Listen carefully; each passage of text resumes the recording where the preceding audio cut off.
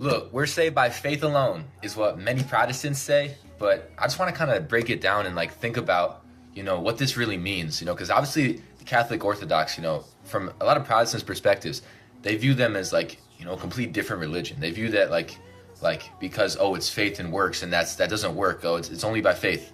And I think that there's a little bit of an issue when it comes to breaking down like the differences between Protestants and Catholics and Orthodox. Basically, what I'm trying to get at here can kind of be summed up in this Bible verse.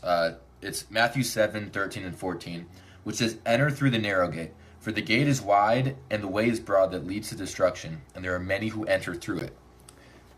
For the gate is narrow and the way is constricted that leads to life, and there are few who find it." Look, a lot of Christians and especially Protestants can say, I was saved. I had this encounter or whatever it is. They have this thing, or at least they claim to have this thing that saved them, this act of grace or whatever, and that they're now saved. But they're kind of living in this lifestyle where, church might be more about the feeling and emotion and, the dancing, singing, whatever. And it's like, and it's then that kind of leads to outside of church too, where, people are still living in the same lifestyle they lived before. And, while I'm not saying necessarily that our goal as Christians should be to just completely avoid, putting ourselves around people that are in that wide road.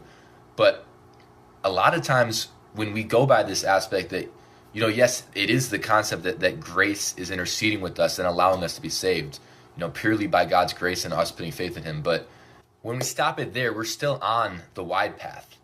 Like if we just say, yes, I was saved, and then we just keep living every single bit like it was before.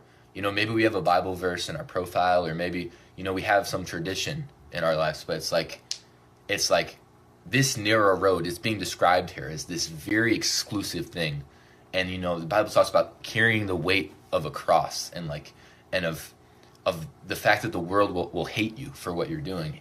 And, it just kind of seems like for a lot of Protestants, and obviously this is an issue with Catholic Orthodox too, for all people that claim to be Christian, it's like, it just, a lot of times in life, these people are not representing that narrow road. They'd rather fit in with that wide path. And that wide path may, for I'm Christian, it's like, yes, I want the success, I want all these things. But in the end, it leads to destruction. It's all temporary things. And now that we're on this path that is narrow, we can be embraced in the idea that there's salvation at the end. And the salvation is at the end of that path.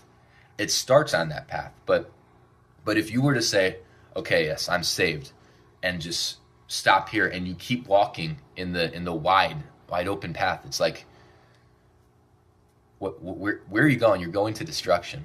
And this salvation, this change in your life, the procession of grace into you should allow you to continue on the narrow road, and you will have to endure till the end.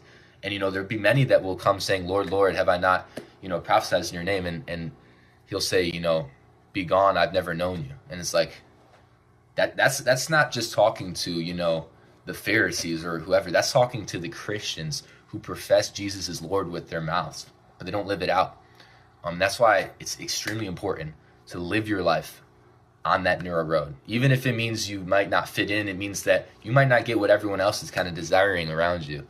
But yeah, lock in and keep headed on that narrow road. God bless. Also, go play this song by Easton Evans. Knocking the door and I was just knocking and knocking and knocking and nothing.